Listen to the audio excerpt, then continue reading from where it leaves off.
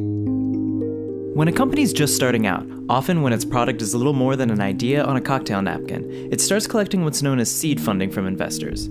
Historically, these early-stage investors receive a share of the company in return for their investment. But a founder can opt instead for what's called a convertible note. A convertible note is a loan that an investor can give to a company that automatically converts into shares of stock only after a company completes its next round of capital.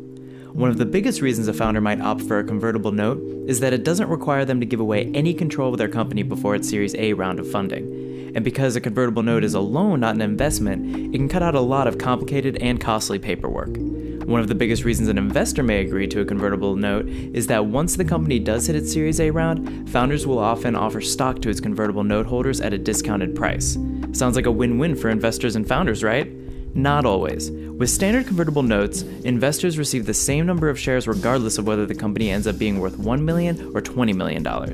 As a result, the earliest investors may end up getting penalized even though they took on the most risk. To address this concern, investors often request what's called a conversion valuation cap. Here's how it works. If the founder and investor agree that the ceiling on the value of the startup is $5 million, but the startup ends up being valued at $10 million, the convertible note holder will receive stock at half the price of other investors during the Series A funding. But agreeing to caps can hurt founders, especially if their Series A round is smaller than expected. Caps set a maximum price investors will pay for shares, but they don't set a minimum price, forcing the founder to take all the risk when it comes to pricing. For example, if your company ends up being worth half as much as you thought it'd be once it's time for your Series A, your convertible note holders still get the same amount of shares no matter what, meaning they now own twice as much of your company than they would have had you opted for a traditional seed valuation. So if you're a founder, should you use convertible notes or go the traditional equity route? On one hand, convertible notes allow founders to retain full control of a company until the Series A round, and it's generally cheaper and easier from a legal perspective.